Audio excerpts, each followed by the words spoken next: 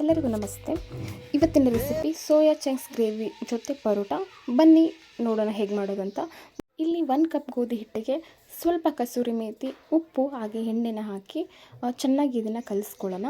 Minimum half an hour ಆದರೂ ಕೂಡ ಇದು ನೆನಿಬೇಕು. ಸೊ ಈ ಕಡೆ ನಾವು ಸೋಯಾನ ಅಂದರೆ ಬಿಸಿ ನೀರಿಗೆ ಈ ಸೋಯಾನ ಹಾಕಿ, ಅಂದರೆ ಫ್ಲೇಮನ್ನು ಆಫ್ ಮಾಡಿಬಿಡಿ. ನೀರು ಸ್ವಲ್ಪ ಬಿಸಿಯಾದ ತಕ್ಷಣ ಆ ಬಿಸಿ ನೀರಿಗೆ ಸೋಯಾನ ಹಾಕಿದ ನಂತರ ಒಂದು 2 ನಿಮಿಷ ಹಾಗೆ ಬಿಡಿ. ಅದೇ ಬಿಸಿನೀರಲ್ಲಿ ಕುದಿಯೋ ನೀರಲ್ಲಿ ಹಾಕಿಬಿಟ್ಟು ಇದು ಚೆನ್ನಾಗಿ ಬೆಂದೋಗಿಬಿಡುತ್ತೆ. ಅದಕ್ಕೆ ಇದು ಬಿಸಿನೀರಲ್ಲೇ ಹಾಕಿ ಇದನ್ನು ಒಂದು ಪ್ಲೇಟ್ ಮುಚ್ಚಿಬಿಡಿ. ಒಂದು 2-3 ನಿಮಿಷಗಳ ಆದ ನಂತರ ಈ ಬಿಸಿನೀರಿಂದ ಈ ಸೋಯಾನ ಹೊರಗಡೆ ತೆಗೆದು ತಣ್ಣೀರಲ್ಲಿ ಒಂದು 2 ಸಾರಿ ಚೆನ್ನಾಗಿ ವಾಶ್ ಮಾಡಬೇಕು.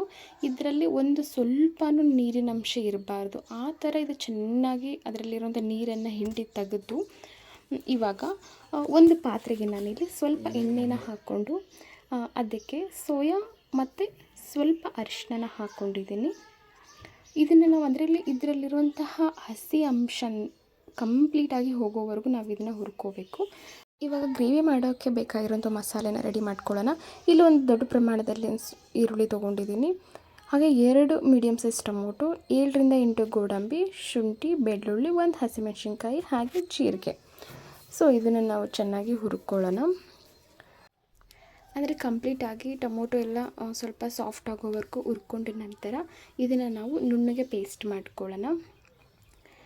ಇವಾಗ ಅದೇ ಪಾತ್ರೆಗೆ ಸ್ವಲ್ಪ ಎಣ್ಣೆನ ಹಾಕಿದ್ದೀನಿ. ಎಣ್ಣೆ ಸ್ವಲ್ಪ ಬಿಸಿ ಆಗ್ತಿದ್ದ ಹಾಗೆ ಚಕ್ಕೆ, 1 ಏಲಕ್ಕಿ, 1 ಮಸಾಲ ಏಲಕ್ಕಿ ಹಾಗೆ 2 ಲವಂಗ ಹಾಕಿದ್ದೀನಿ. 1 ಪಲಾವ್ ಎಲೆ ಕೂಡ ಹಾಕಿದ್ದೀನಿ. ಹಾಗೆ ಸಣ್ಣದಾಗಿ ಕಟ್ ಮಾಡ್ಕೊಂಡಿರುವಂತಹ ಈರುಳ್ಳಿನ ಹಾಕಿ ಅದು ಸ್ವಲ್ಪ ಬ್ರೌನ್ ಕಲರ್ ಆಗ್ತಿದ್ದ ಹಾಗೆ ನಾವು ಇಟ್ಕೊಂಡಿರುವಂತಹ ಮಸಾಲೆನ ಇಲ್ಲಿ ಹಾಕ್ಕೊಳ್ತಾ ಇದ್ದೀನಿ. ನೀರು ಹಾಕಬೇಕಾದ್ರೆ ಸ್ವಲ್ಪ ನೋಡಿ ಹಾಕಿ, ಯಾಕಂದರೆ ನಾವಿಲ್ಲಿ ಗ್ರೇವಿ ಮಾಡ್ಕೊಳ್ತಾ ಇರೋದ್ರಿಂದ ಸ್ವಲ್ಪ ನೀರನ್ನು ಸ್ವಲ್ಪ ಕಡಿಮೆನೇ ಹಾಕಿ.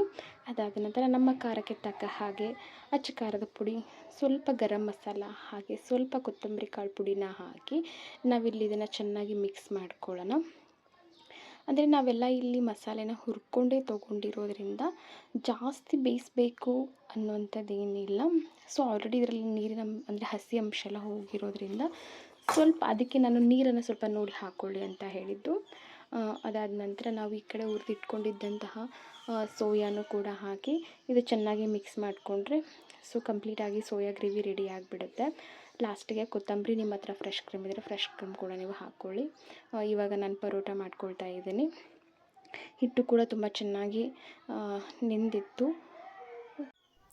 ನಾರ್ಮಲಾಗಿ ಹಿಟ್ಟನ್ನು ಲಟ್ಟಿಸ್ಕೊಂಡು ಅದ್ರ ಮೇಲೆ ಸ್ವಲ್ಪ ಆಯಿಲನ್ನು ಹಾಕಿ ಸ್ವಲ್ಪ ಹಿಟ್ಟನ್ನು ಹಾಕಿ ಸೊ ನಮಗೆ ಯಾವ ಶೇಪಲ್ಲಿ ಬೇಕೋ ಆ ಶೇಪಲ್ಲಿ ನಾವು ಇದನ್ನು ಲಟ್ಟಿಸ್ಕೊಂಡ್ಬಿಟ್ರೆ ಸೊ ಪರೋಟ ಕೂಡ ಚೆನ್ನಾಗಿ ರೆಡಿ ಆಗುತ್ತೆ.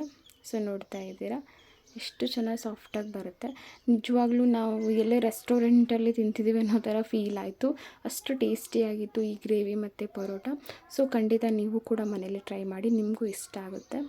ಈ ರೆಸಿಪಿ ನಿಮಗೆ ಇಷ್ಟ ಆಯಿತು ಅಂದರೆ ಈ ವಿಡಿಯೋಗೆ ಒಂದು ಲೈಕ್ ಮಾಡಿ, ಹಾಗೆ ಹೇಗೆ ಬಂದಿತ್ತು ಅಂತ ಕಮೆಂಟ್ ಮಾಡಿ, ನನ್ನ ಚಾನಲನ್ನು ಸಬ್ಸ್ಕ್ರೈಬ್ ಆಗಿ. Thanks for watching.